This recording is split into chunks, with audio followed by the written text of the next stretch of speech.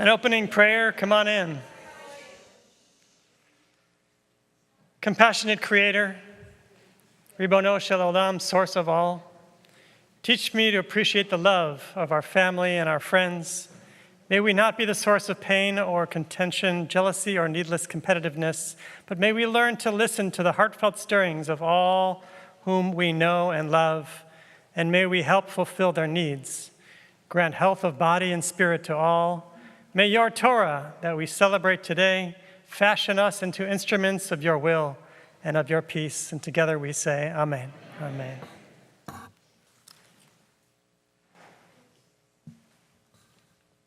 Thank you, Rabbi. Good afternoon. Thank you all for being here to honor Women of Valor and for sharing our commitment to supporting the JTS Torah Fund Scholarship Initiative. A huge mazel tov to Pam Geyer, who I've heard so much about, and to her family and friends, and I hear there are some watching from afar. Welcome to everybody. This year's theme is Oseh Shalom B'Mramav. The one who makes peace in the heavens will bring peace to us and to all of Israel. Peace is not only something we are praying for, it's something we create through our actions, our kindness, and the way we care for others.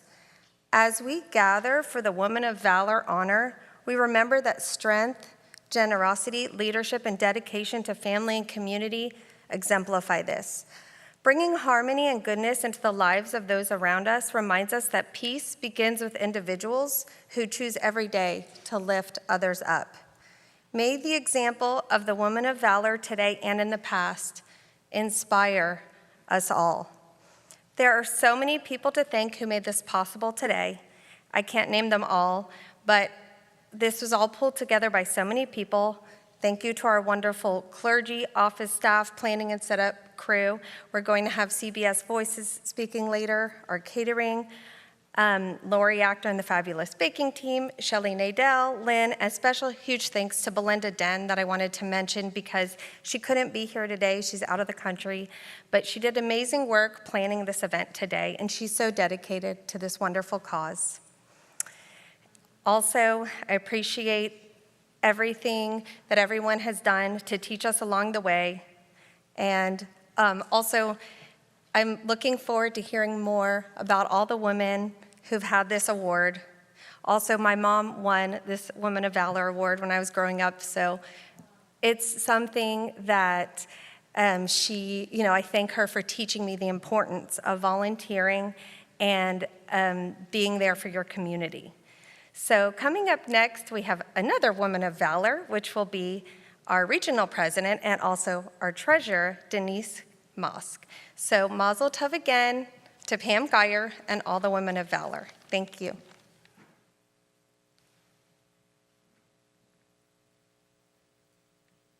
Thank you, Jessica. Good afternoon and welcome to Brith Shalom Sisterhood's presentation of the Marcia Sheena Memorial Award. I am Denise Sheena Mosk, Marcia's youngest child. I'd like to talk a little bit about Torah Fund and how Marcia Sheena became a part of our tradition. Oseh Shalom, Maker of Peace. This is our theme for the current year of Torah Fund, originally established in 1942. As the dedicated philanthropy of the Women's League for Conservative Judaism, Torah Fund supports scholarships and programs in the worldwide conservative Masorti institutes of higher Jewish learning. Your generosity helps develop future rabbis, cantors, educators, synagogue administrators, social workers, scholars, researchers, lay leaders, and more. Currently, there are 5 institutes who receive your contributions: the Jewish Theological Seminary in New York, Ziegler School of Rabbinic Studies in Los Angeles, Schechter Institutes of Jewish Studies in Jerusalem, Seminario Rabbinico Latinoamericano in Buenos Aires, and the Abraham J. Heschel Seminary in Potsdam, Germany. There are many, many ways for you to support Torah Fund. You can donate directly online, purchase Torah Fund cards, physical or electronic, and we continue to develop our Torah Fund Legacy Society, offering planned giving options for our members to give an after-lifetime gift to Torah Fund. Now, how did Marcia Sheena get involved? Back in 1982, our Rebbitzin, Rachel Yaskowitz, who, by the way, spoke with Charlotte Axelrod today and wanted to say hello to everybody, she expressed to our sisterhood the importance of fundraising for Torah Fund. She believed that educating our membership would increase the amount raised, and inviting family members would increase our attendance.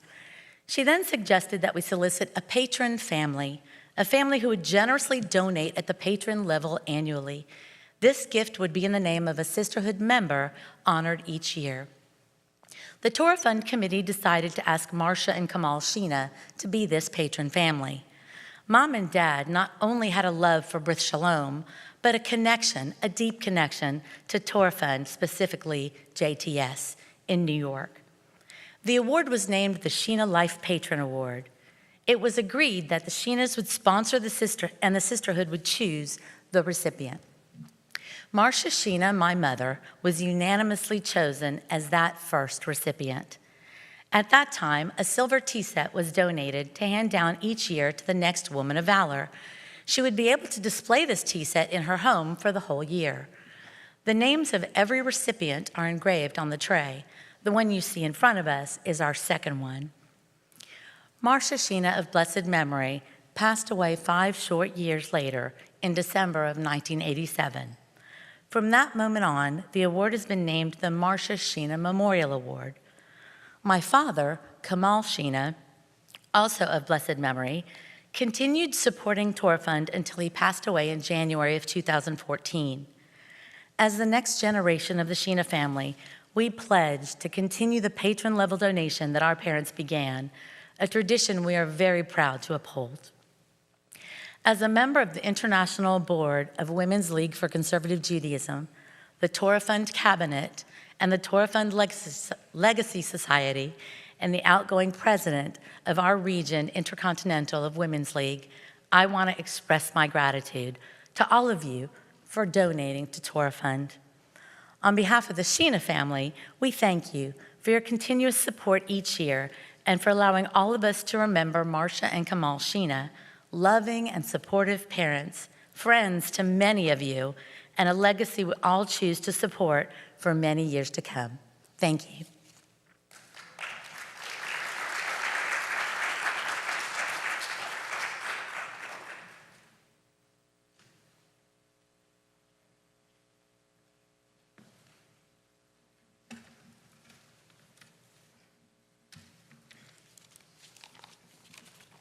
Hello, everyone. I'm Shelley Nadell, and today, Brith Shalom Sisterhood and myself are proud to honor Pamela Geyer as an Eshet Chayil, a woman of valor. A year ago, I stood basically where I'm standing now and accepted the same award.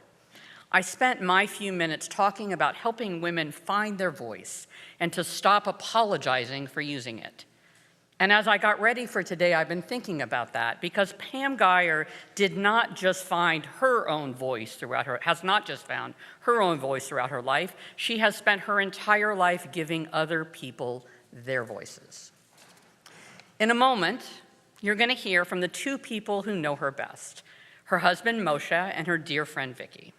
They will tell you who she is as an individual and as an accomplished professional and volunteer, a wife, a mother, a friend.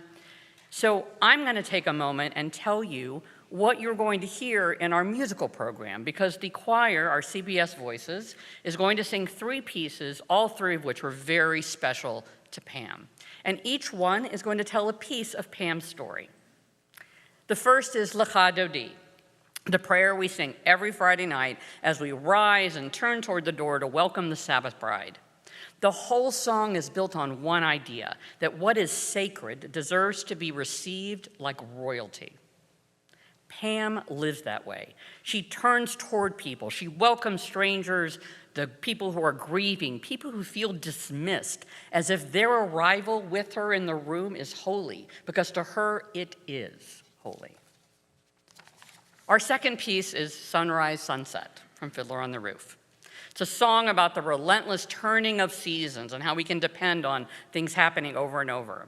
We sing Swiftly Fly the Years, and Pam has spent her life helping other people bear the seasons of their life, the hard ones especially.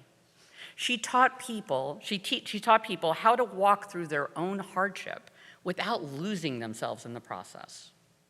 And now today, we get to do for her what she has done for so many people. We bear witness to her strength, her passion, as our own days and years fly by. Our third piece is Eshet Chayil. She opens her mouth with wisdom. Her tongue is guided by kindness. This is the prayer traditionally sung by a husband to his wife at the Shabbat table on Friday night. And it is a song that Moshe told me the other night has been singing to his dear wife, Pam, during the years of their marriage. We're going to sing Eshet Chayil today. It's our way of blessing Pam and honoring her legacy of giving people strength that they didn't even know they had. And here's the part that's making me a little emotional that gives me pause. Pam Geyer, the woman we are honoring, we are so happy to recognize her accomplishments, her achievements, the woman who has given so many people their voice because of health reasons can no longer use her own. She cannot be here today. She can't stand at this podium and tell you who she is and why she's honored to get this award. So that's what we're doing today. The Eshet Chayil prayer ends like this. Wherever people gather, her deeds speak her praise.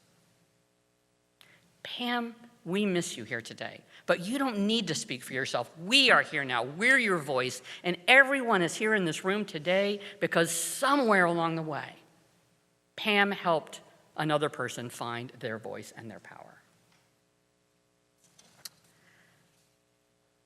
I wanted to point out something. Denise mentioned the tea set, which all of Pam is going to be number 42 of the Torah Fund, the Marcia, Sheena Memorial Award winner. I counted them out in the program, so I'll make sure I was right. And all of us have our names engraved, so we will be engraving her name, Moshe, on that tray. And the vase is a display. This is a common theme on trays and vases for the Woman of Valor, for the Torah Fund Award winners throughout the country. And so we wanted to make sure that Pam had this. We can put it in her room and she can see it. Pam, you're an Eshet Chayil. And I'd like all of us to rise here.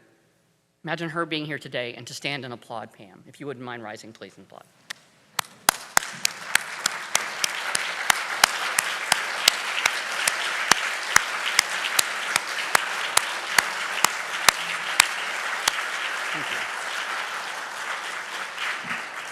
I know that she'll be watching the recording, and she'll be watching the recording, and she'll be able to see how beloved she is. And now, I'd like to invite the man who has known her longest and loved her best, her husband, Moshe.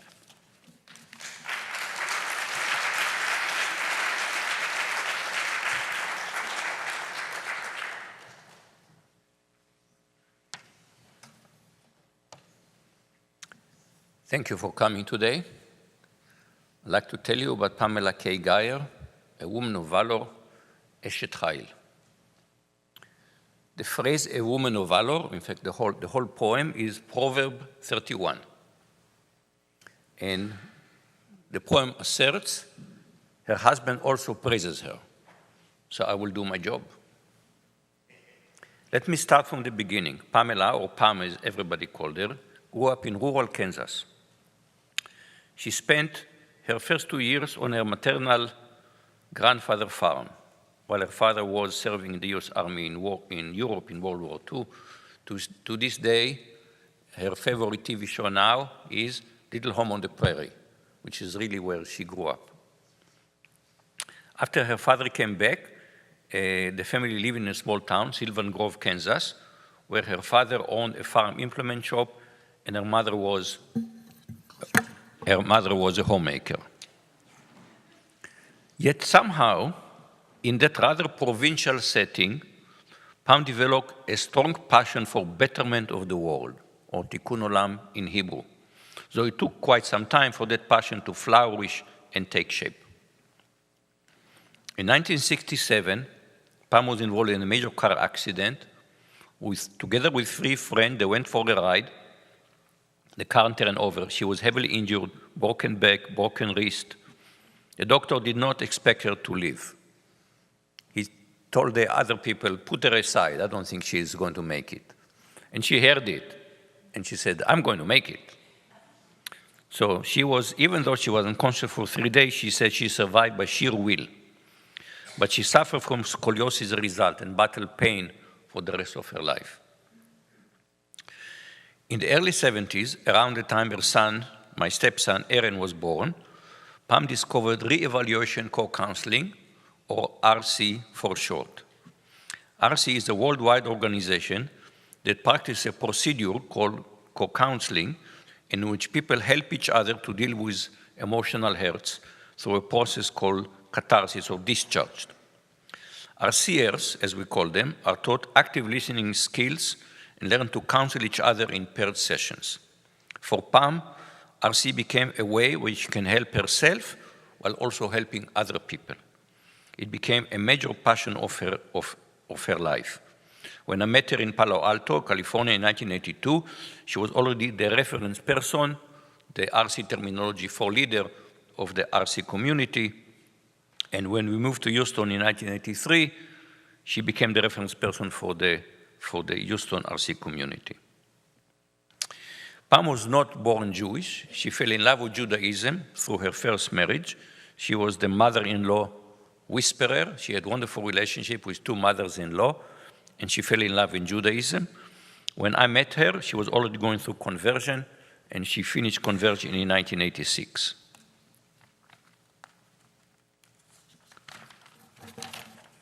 Judaism gave Pam the formal word, tikkun olam, to express the firm conviction she acquired while growing up. Now she knew what to call it, what she wanted to do.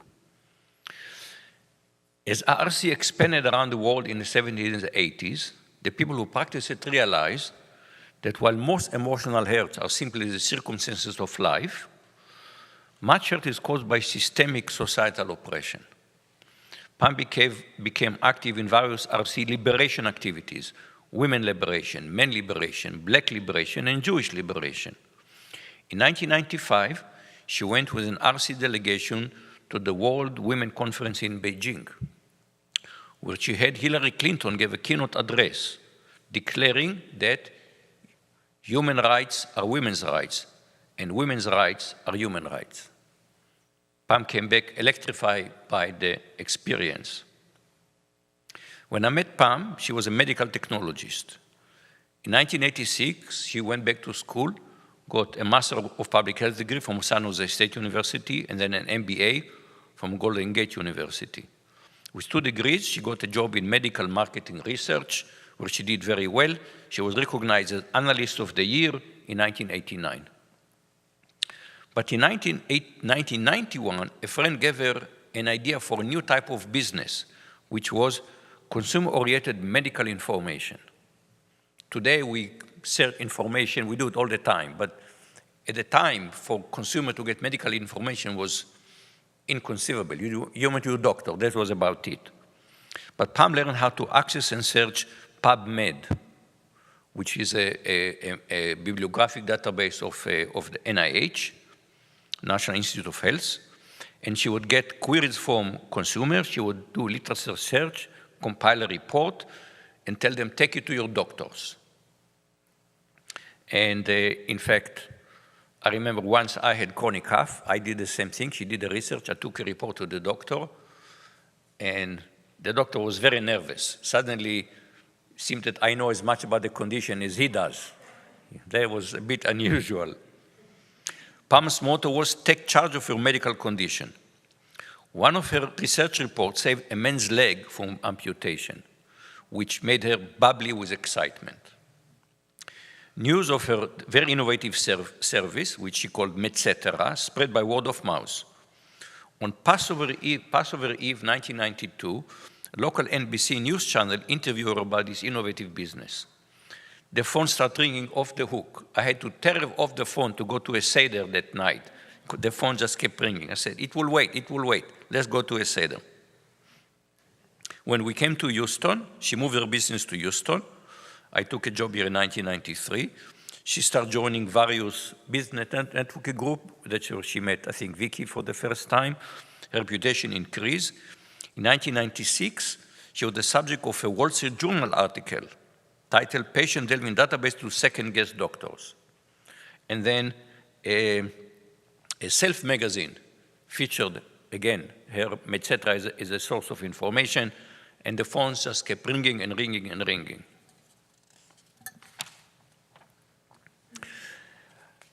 Pam loved the aspect of the business which was helping people.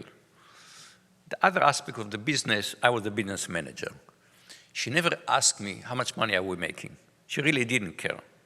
She just wanted to help people, and I said, we're doing okay. She was okay with that. She didn't ask me. She was helping people. Then she became health columnist for the Jewish Herald Voice, and she became the celebrity in town because her column was in a newspaper, her picture was there. I was known as Pam's husband, which was fine with me. In the late 1990s, Pam decided to take the liberation activity out from the RC context to the wide world.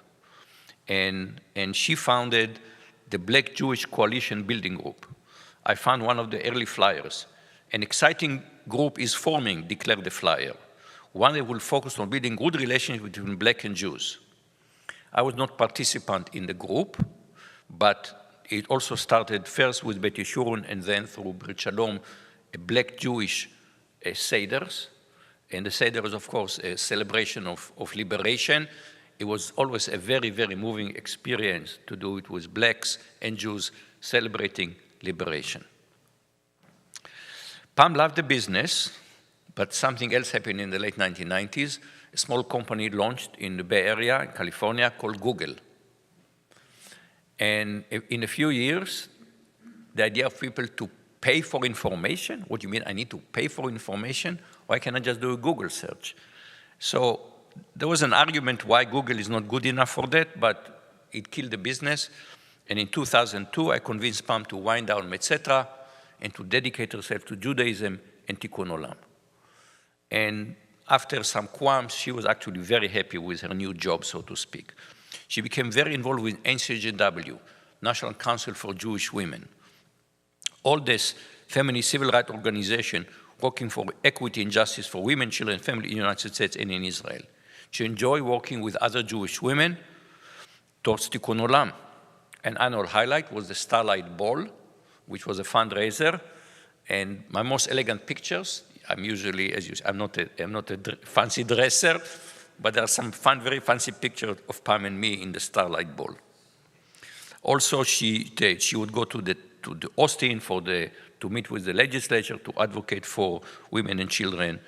And through her energy, she rose through the ranks, was recognized for her leadership, became president of one of the Houston chapter, ultimately chairing the Houston area governing board of NCJW, and eventually becoming a commissioner and consulting for other chapters. She also became very involved with the CBS Sisterhood, and she served for a while on the board of trustees of Brith Shalom. She co-chaired the Social Action Committee, and in 2006, she said, we have a Christian church just next door. We're never talking to them. We need to change that. And she facilitated Rabbi Taylor and the minister there to get together and form a relationship. And you can go outside and you see they cut a niche in the curb between the two lots of land to symbolize the connection between the two congregations.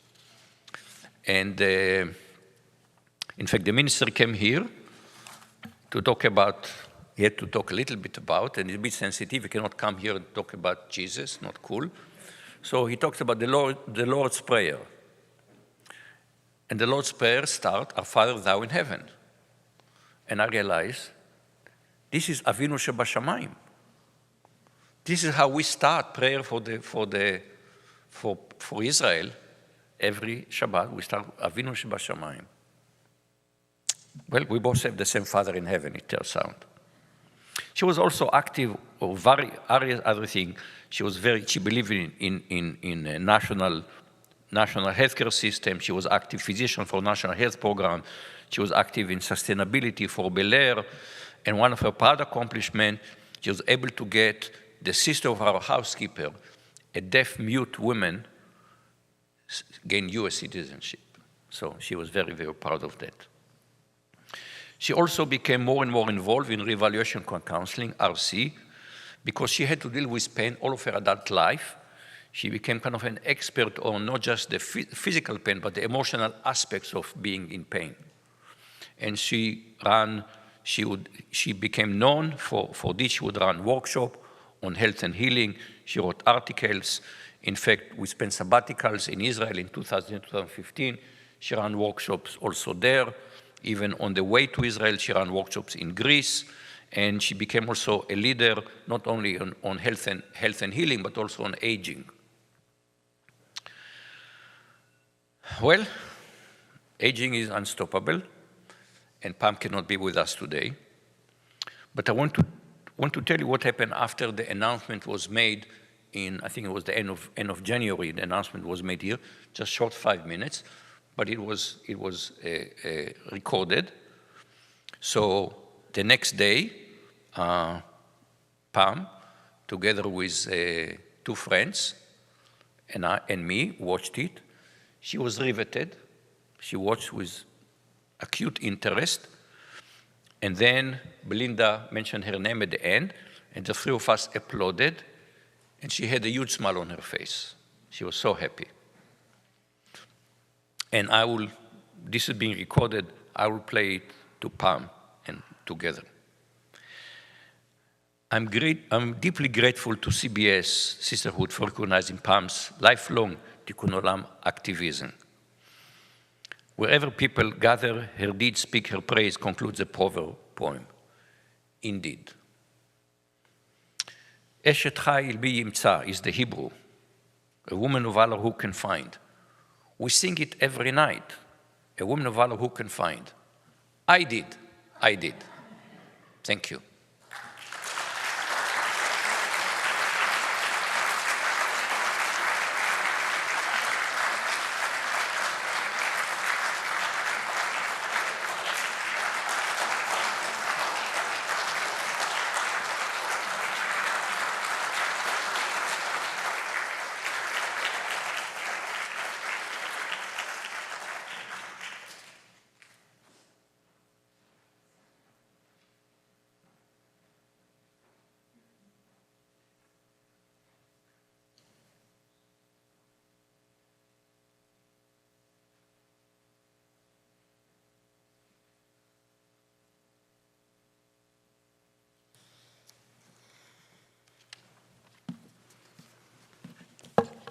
It's lovely to be here today to talk about my dear friend Pam and to see so many people who I know have impacted her life and whose life she's impacted. I wish I could say your names from the pulpit, but I'm not going to, but you know who you are. On behalf of my dearest friend Pam Geyer, I'm pleased to speak about her today as she's being honored today as a woman of valor. Thank you to everyone who's been part of this program. Before I begin, though, I want to recognize her beloved Moshe, internationally renowned computer scientist, and their son Aaron Hertzman, who is almost as famous as he is. Together, they're a remarkable family. Pam came into my life around 1994 after I joined a highfalutin professionals organization made up primarily of men. It was Pam and me, and we were the 2 Jewish women in the group. We met every week at 7 a.m. Pam joined shortly after I did. One of the requirements of the club was to meet with someone in the club at least once a week. Pam and I met at a large restaurant with 2 entrances. She stood at one entrance and I stood at another, and we waited until finally we happened to catch each other across the room. And we had a lovely lunch playing Jewish geography and learning how we could help each other professionally. Pam was known to draw you into her circle. I was mesmerized. After learning of her background in medical research, I invited her to write the weekly column in the Herald, which she called Med Notes for her company, MedCetra. She shared this medical research with all of our readers, and I know that she helped hundreds of them because I would hear about it at the grocery store. As she and I became friends, I shared my personal struggles, and I learned about the reevaluation counseling that Moshe spoke about. I was a student in dozens of her classes, and I learned how to co-counsel with others. Pam saved me and continues to save me from succumbing to difficult life circumstances. Only this morning, as I sat in the bathroom, I said a prayer of thanksgiving because I was reminded of how Pam helped me over the years with chronic back pain. And I helped her too. In the late 1990s, I found myself driving aimlessly around Meyerland Plaza's parking lot. I was sobbing uncontrollably because a family member had disappeared. I finally pulled into the parking lot and I called Pam. She listened and heard my despair. She consulted her RC materials and read some statements to me. Ultimately, this one freed me of my hopelessness. In short, it read, I promise to remember always that I'm a good parent, and someday I'll get a little rest.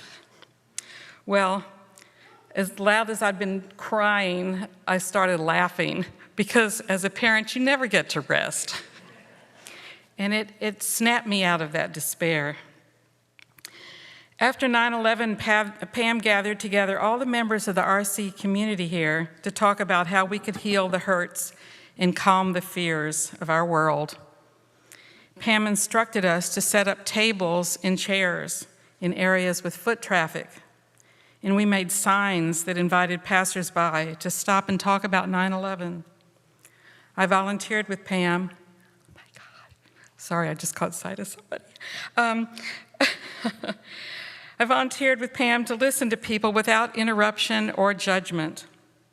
This was one of the ways that Pam sought to repair the world, one person at a time. On another occasion, the members of our office staff, who were like family, weren't being very nice to one another. Pam offered to do a laughing circle. She came and put us in a circle, and we took turns laughing. Ha ha ha ha, ho, ho, ho. You know, she started us out, and some of us mimicked it, and some of us stood there like that, like Arnold Rosenzweig, of blessed memory. He didn't really understand why we were laughing for no reason. But we were finally laughing all together. This was another way that Pam sought to repair the world, one person at a time. I deeply love Pam. She invited a few girlfriends for a slumber party once when Moshe was out of town. We watched old videotapes of the Loretta Young show. This Pam loved to watch Loretta Young descend the staircase with her ball gown swooshing. But most of all, she loved the lessons at the end of each program, the same lessons that she taught me, her friends, and her students. To be kind to one another. This was how Pam sought to repair the world, one person at a time. On the lighter side, though, later that night, we went to the drugstore and bought a dozen rolls of toilet paper because we decided it was a slumber party, we should wrap someone's house. So we did not really know who to choose, but we chose my daughter and her boyfriend at the time, and we were laughing so hard that we got busted. I love Pam. Whether I was attending an NCJW event with her, participating in a Black Jewish Seder that she founded, co-counseling with her, or being part of a coalition of interfaith and multicultural women that she founded, I learned about myself and the world and how to be free inside. Thank you, Pam, for seeking to repair the world, one person at a time. I wish you were here today. We would share a long bear hug. Mazel tov. May you go from strength to strength and continue to inspire us so that we can do our share in repairing our world. Thank you for allowing me to share.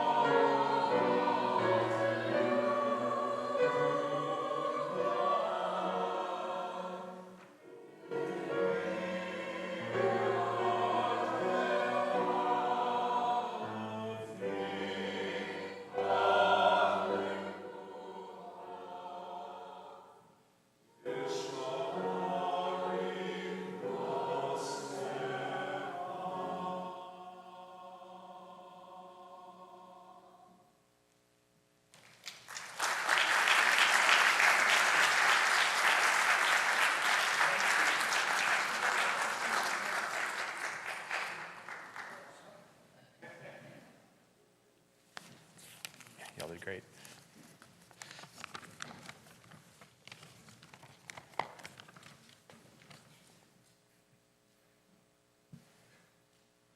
Yeah, that sounded great up there. Thank you, guys. Good afternoon. My name's David Heaton. I'm speaking on behalf of my wife, Donna. She was delayed in getting back from a bat mitzvah out of town. I just wanted to say mazel tov to the honoree and to all the past women of Valor. Yeah, thank you guys so much. And a big thank you to everyone who made this event possible with all of your hard work. We gave a little bit of thanks earlier, and we're all very, very happy you could be here. Now we're going to go into the social hall for a lovely chai tea and a video presentation as well for you to enjoy. So please enjoy.